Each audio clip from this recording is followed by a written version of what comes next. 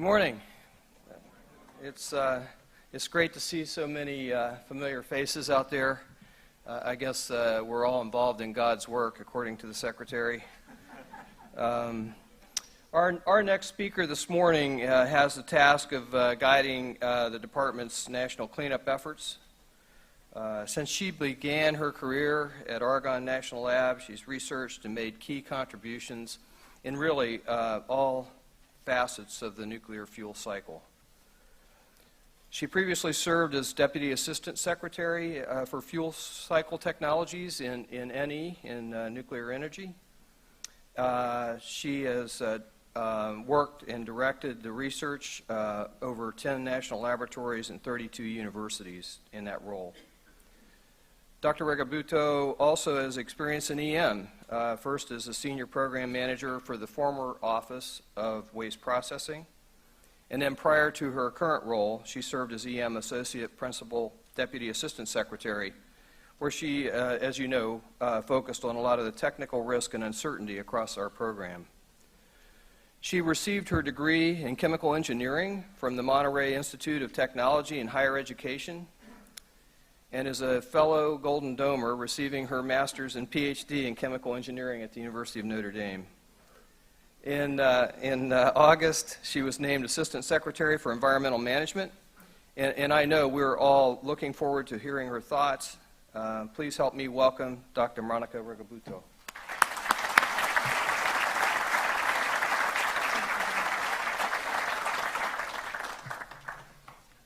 So to follow in the God team from the Secretary, I have to say that Mark Whitney and I have earned our fair share of dispensation of time in purgatory because the confirmation process took a long time, and at least we get credit for days in purgatory when that day comes. So you all think about that.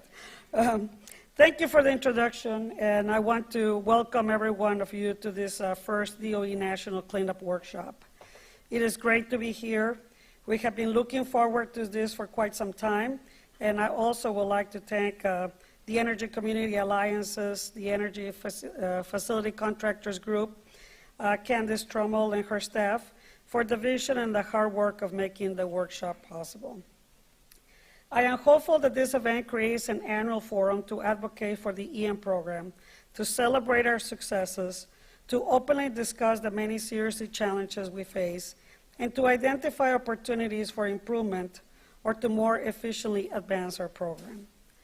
This room is full with some of the strongest EM program champions and partners in the nation, from members of Congress to ECA to communities and states to tribal governments to regulators, our contractors, workers, and other stakeholders.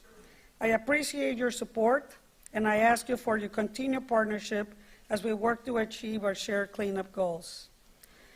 I have been very fortunate to work with many of you over the years, and I look forward to continue this, our relationship, and also to build new relationships with many of you in my new role as Assistant Secretary for Environmental Management.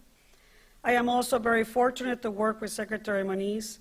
The Secretary strongly supports the EM mission, as you heard this morning, and all of its programs in the department, as he knows EM, the program, very, very well. Before I get to my remarks, I would like to recognize Mike Whitney for his leadership in EM over the last 16 months. He's one of the greatest assets we have. He is my partner in leading the environmental management program, and you'll be hearing from him tomorrow. I want to take this opportunity to talk to you today about my vision for EM as I take on my new leadership role and about cleanup priorities and planning as we head into fiscal year 16 and looking into the future. So if you pay attention, maybe you guess the slogan we're going to come in for. But, you know, we won't derail the contest, okay? But before I do that, let me take a bit of time to walk you through my travels that I have done through the complex just recently. Since my confirmation, even before, I had the opportunity to travel to many of the sites, including WIP, Savannah River, Hanford, Idaho, Oak Ridge, West Valley, many others. In all of these sites, I am impressed with the dedication of our workforce and our record of accomplishment. I am also interested by the strong support that we have from the communities and the states, and I reflect the shared commitment that we have to clean up the Cold War legacy. But I am also mindful of the work is not all done, that some of the hardest work lies ahead. The EM program is charged with cleaning up some of the largest and more complex nuclear waste sites in the world in a safe, secure, effective, and timely manner. This is not a simple task. And due to the nature of the waste and the work that is done, there is very little room for error. Whether it is technology development, engineering, safety, project management, or boots on the ground daily progress at their sites, it is tough work. It should be no surprise that WIP recovery, and when it is safe to do so, resuming the waste employment operation is one of our top priorities. At the first operating waste repository in the U.S., WIP is a critical asset. Operations of WIP are essential to all of us to continue the progress in the cleanup across the complex at sites like Idaho, Los Alamos, Oak Ridge, and Savannah River. When it comes to the work to be done, this is one of the highest challenges. Near term, EM has mapped out an ambitious recovery plan that is fully responsive to the Accident Investigation Board reports, and we're making substantial progress. And I see Phil someplace, there he is. You can ask Phil all the details. And we have completed the interim closure of panel 6 in room 7, panel 7. Activities necessary to isolate the nitrate salt-bearing waste of WIP underground and to improve safety. I have personally traveled to WIP several times over the last year, and we work to establish the recovery plan. I expect to continue these visits and to get further development in the recovery. I want to make sure that we're able to identify issues and address them early and in effective manners. So during my many trips to WIP, we were managed to do that, and as I came to say, let's solve things in real time. We had the best people on EM and across the OE supporting the WIP recovery. I'm also pleased to have Todd Schrader as the new Carlsbad Field Office Manager. Todd brings a wealth of experience to the job and is the right person to lead this phase of the recovery. In August, I had the privilege of visiting Savannah River. We have very unique capabilities at Savannah River that enables us to receive and store plutonium, use fuel and other nuclear materials, process these materials to recover uranium and other valuable assets, reduce the volume of waste, and vitrify the high-level waste and disposition to other products. Let me be clear, this is our only working EM facility that we have in the complex. Let us remember that the early closure of Rocky Flats, cleaning along the river corridor at Hanford, was enabled in part because the non-pit plutonium was shipped to Savannah River, saving the taxpayers billions of dollars. Today, Savannah River is facilitating non-proliferation commitments made by President Obama and Secretary Moniz to secure valuable materials across the globe through the Global Trade Reduction Initiative. We also support the continued operations of the Office of Science Half-Flux Isotope Reactor and the Office of Nuclear Energy to receive and processes of domestic research fuel. The Defense Waste Processing Facility is a key part of the success of Savannah River.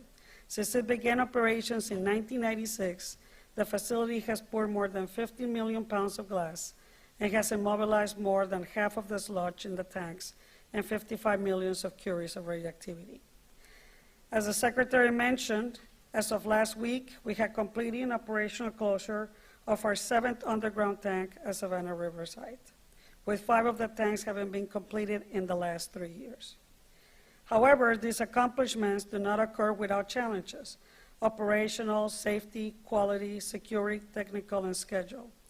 Earlier this month, Savannah River Nuclear Solutions paused all essential operations across the sector at the site in response to conduct of operations issues, principally in one of our Hess Level 2 nuclear facilities.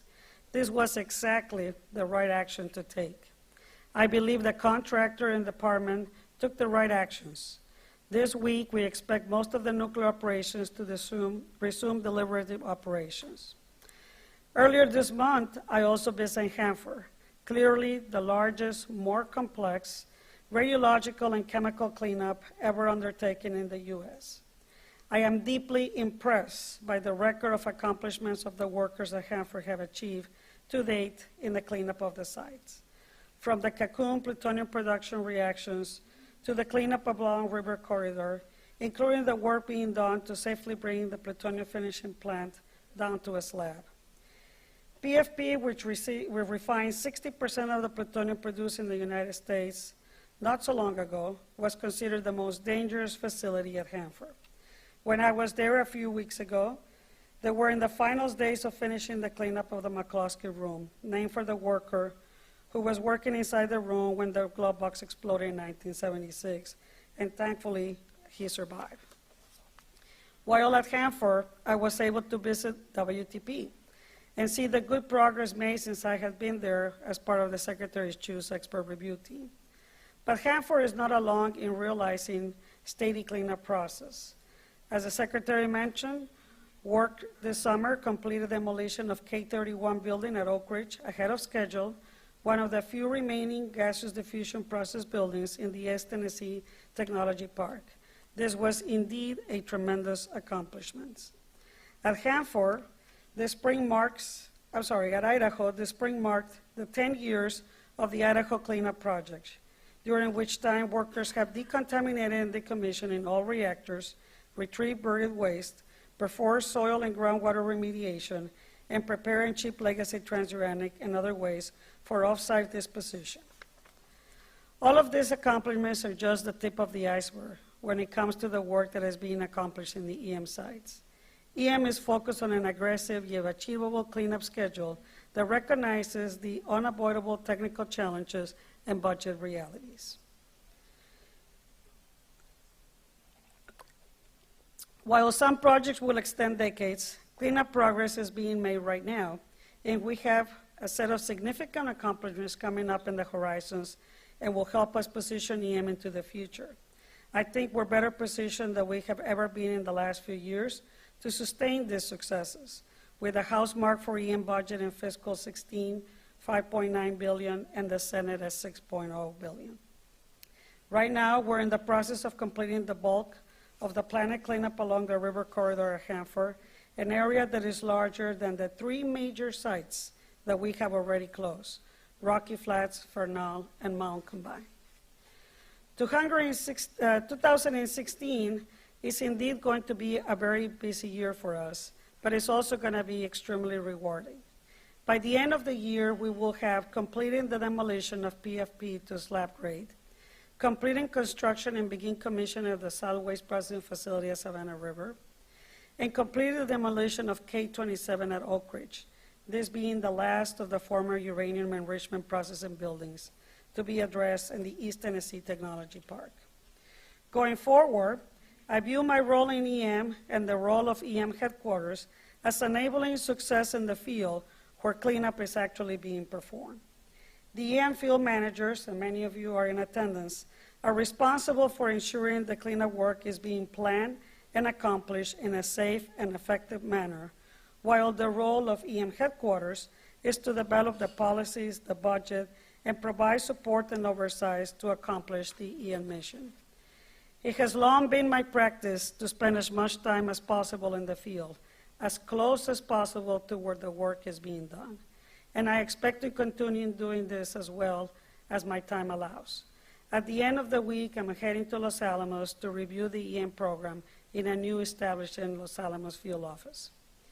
I want decisions to be made as close as possible to where the work is taking place, as you all are closer to the communities that support our work. And I want us to make decisions based upon solid input and rigorous analysis and validation. I also think the best decisions are informed by diversity of experience and perspectives, and this is where the role of the community and the tribes come. I can't talk about priorities without mentioning overriding priority, which is the safety performance of work. Put simply, the safety and security of our workers, our facilities, and the cleanup projects in a condition is everything we do and the most important thing we do. In addition to the physical safety of the workers in our facility, EM is committed to ensure an environment across the entire cleanup program where people are willing and able to freely raise concerns without fear of retaliation. EM has worked hard in recent years to strengthen and improve safety culture, both in the fields and headquarters, and recent assessments indicate our efforts are beginning to bear fruit. However, safety culture is not an initiative that has a start and a finish date. In its continuous focus and improvement, as it is an indispensable attribute to our integrated safety management system. Another near-term challenge we have is the start of the integrated nuclear waste treatment facility at Idaho. This facility is necessary for us to complete the liquid waste mission of the Idaho site. Once this is done, we will make the Idaho South the second EM program to have its liquid waste process fully completed. We are talking a deliberate and thorough approach to the safety restart of IWTU. Once SWPF and IWTU are operational, WTP is the largest high-level waste processing facility to be completed and begin operations. We are moving forward and completing key facilities at WTP with the completion of the law and other facilities needed for law operations, while continue to work in resolving the technical issues at the high-level waste and pretreatment facilities. The startup of law facility is one of our highest priorities in the EM program. Secretary Moniz and both believe that the best way to start WTP is to begin producing actual vitrified waste as soon as it is practical possible in the low-activity waste. In addition, this will allow us to gain important operational experience that will aid us when it is time to begin startup of the high-level waste and pretreatment facilities. Looking ahead for the EM program, another of my priorities is to better leverage technology development to reduce time and life cycle costs associated with cleanup of DOE Defense Complex. As pointed out by the Secretary's Advisory Board, or the CAB, earlier this year, point out that the go-to-go cost for EM is over $200 billion. And finding ways to reduce this cost to do the job more efficiently and speed up the work, it is in the interest of the American public to speed up that technology development in order to achieve those opportunities. Without the development and application of new technologies, it is not clear that the cleanup can be completed satisfactorily in a reasonable cost. We have a modest amount of funding for technology development today, but CIAB recommended more substantial investments, which we will support and move forward. While I think this is a role in developing new technologies to address challenges we have like mercury and technetium, I think there is also a role to apply the existing technologies that currently are that we are not using in EM. I am also going to use every opportunity that I have to leverage technologies that have been developed by other federal agencies, such as Department of Defense, DARPA, NASA, the National Science Foundation. For those of you who are interested in this, I encourage you to talk to Rob Rimaldo. I believe he will be here tomorrow for one of the breakout sessions. I am also not talking about a science project, nor I am talking about research for the sake of research. I'm talking about addressing very targeted needs. The Office of Science is pursuing basic science that supports the EM mission through a couple of the new Energy Frontier Centers in the coming years, and you will see some of those announcements. Internally, we in EM, we have two areas of emphasis, robotics and the establishment of test beds to test new technology or cleanup approaches. I have said many times, if NASA can put a rover in Mars, we should be able to put a robot in our most hazardous, challenging environments. Hanford is a perfect example of where to deploy these technologies, as are other EM sites such as WIP. I wish I had had a robotics capability of WIP in the days after the radiological event. This is clearly an important role for robotics in monitoring, detecting abnormal conditions, and conducting cleanup, reducing the potential for human exposure to hazardous operations. At Hanford, I would like to examine the use of robotics in the black cells, with the main goal of making those black cells gray cells. Investing time and resources in developing technical solutions cuts to the heart of the problem, often driven by total project costs going up and deadlines pushing back. It is money that is well spent. In addition, we look to the future. I want to move away from large mega facilities that are first of a kind to smaller, more modular, and reconfigurable facilities. Our laboratory, Savannah River National Lab, is spearheading this concept in areas like advanced chemical separation. And when we do develop first-of-a-kind technologies, or facilities, which sometimes we have to, I want them demonstrated at sufficient scale before they are deployed. This is exactly what I have asked my staff to do with the development of the law pretreatment facility. While the project technologies are individually mature, they need to be demonstrated collectively and together that they can work efficiently before we build that facility. This was going to be accomplished through an appropriated scale demonstration before we move to construction of Law PS. This is the kind of risk reduction activity we must do to change the EM paradigm and deliver on our cleanup mission to our constituents. As cleanup process and activities cleanup footprint shrink in many sites, it is important not to lose sight of the communities that have hosted defense and later cleanup sites for decades. While EM primary focus is on cleanup, and rightfully so, I look forward to working with others in the department and beyond to support the future of the communities that used to house our facilities, whether that involves a new government mission or addressing land use at our sites for a new mission. In addition, the tribal nations are an integral part of our sites, and we must and will respect that. I also look forward to working with the partners of the National Park Services, as well as the Hanford, Oak Ridge, Los Alamos sites, and the Manhattan Project National Historical Park. During my recent trip to Hanford, I had the opportunity to visit the B Reactor, which is said to be part of the new Manhattan Project National Park. I have to say this was the highlight of my trip. I have worked for the Argonne National Laboratory, which is managed by the University of Chicago, and having been there and followed the history of CP1, it was fascinating to travel through B Reactor and have a time back in history reminiscent of everything that happened. So thank you for attending the first DOE National Cleanup Workshop, and I ask you for your continuing engagement in many critical cleanup issues facing our nation. I want to hear your ideas, and I look forward to hearing what comes out of this workshop this week. Thank you very much.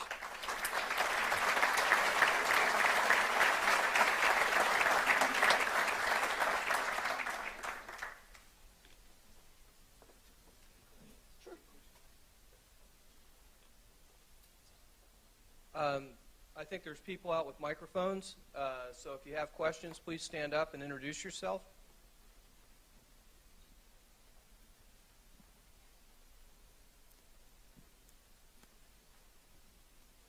This can't be this quiet a group. This is good. Come on. No coffee until you ask questions. Hi there, Jeremy Dillon with Exchange Monitor Publications. With Congress kind of passing, planning on passing the CR in this week, and there's been some rumors that the CR could extend till December and maybe even all the way through FY16. Do you envision that affecting any of the milestones coming up in the next year? So we're all familiar with the budgeting system. We're all planning for the worst, but we have carryover and we have other mechanisms to address the CR. Right now, the CR, if it goes all the way to December, we will tackle that at the time. But we are in planning purposes, and with that, that's all the comments I will have.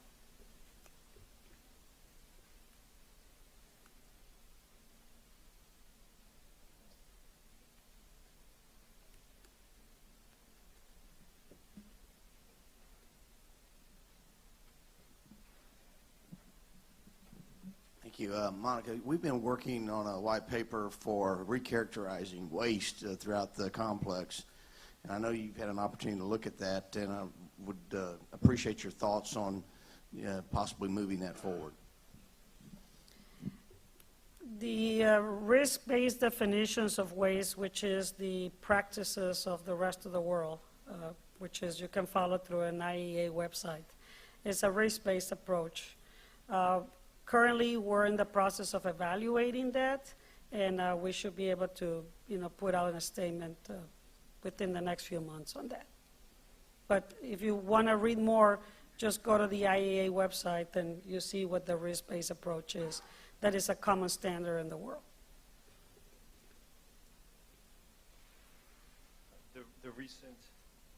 The recent omnibus risk report came out. I know the group met with you all, I think last week, to report out on that. Really, the underlying issue is how do we deal with the regulatory agreements that you have with states and the inability to pay for them right now with your current budget? What do you all see, or how are you all starting to work with the states to try and move forward to look at regulatory agreements and to look at how we kind of move forward on those issues in the different states? Well, two parts to that. One, we have a working group with EPA that many of you are participants here in this room, and we're starting those discussions. In addition, there are ongoing negotiations with some of the state regulators. I cannot comment on the specifics of those discussions, but we are working on that. Also, yesterday we met with the NE office, and one of the big issues that they were focused on was the idea that we're going to try and address defense waste first to address, figuring out how we're going to store it and how we're going to move it off some of the sites that we have right now and look for an ultimate repository for those sites. One of the things that we kept looking at from the ECA side was, where is EM in that process? We see we saw the secretary come out with that announcement. ECA actually supported the idea of the decoupling of the waste from both the commercial waste and the defense waste that you're responsible for now in EM.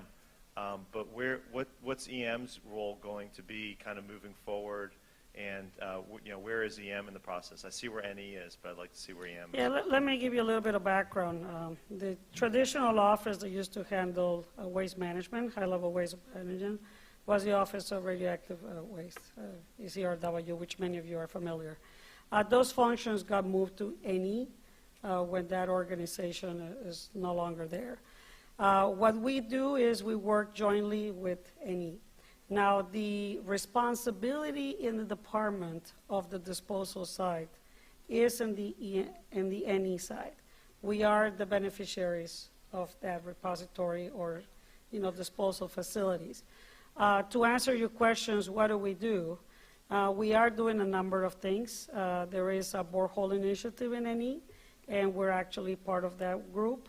We're targeting some of our waste in EM that can be suitable for borehole disposal. That is part of our task. We're developing canisters that we can do both storage, transportation, and disposal of borehole, but also give us the flexibility to put in a repository if a borehole is indeed not the right solution for us.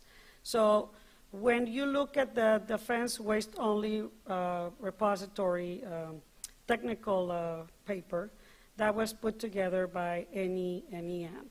And all the inventory and the benefits of disposal of defense waste were captured by the EM program in addition to NE. But we are not in the siting process or in any of the activities related to disposal because our mission is already too broad to tackle another one. But we are the beneficiaries of that work, which we're very happy and very supportive.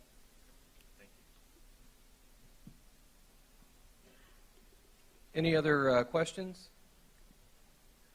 Monica, I certainly enjoyed your comment about pushing the decisions to the field where people know the work. Have you thought through steps that you're going to take to better enable the communication and alignment from the field to headquarters?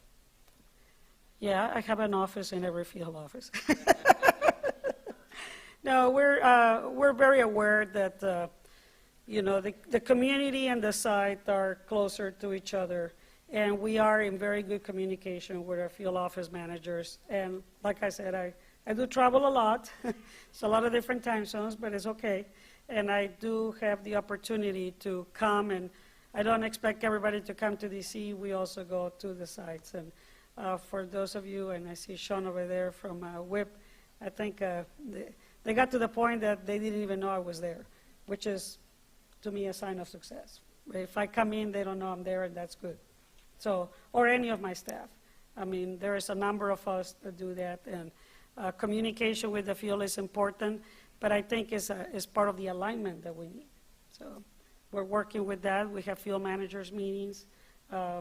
We take turns going and talking to the community, to the tribes. We're, you know, enhancing that.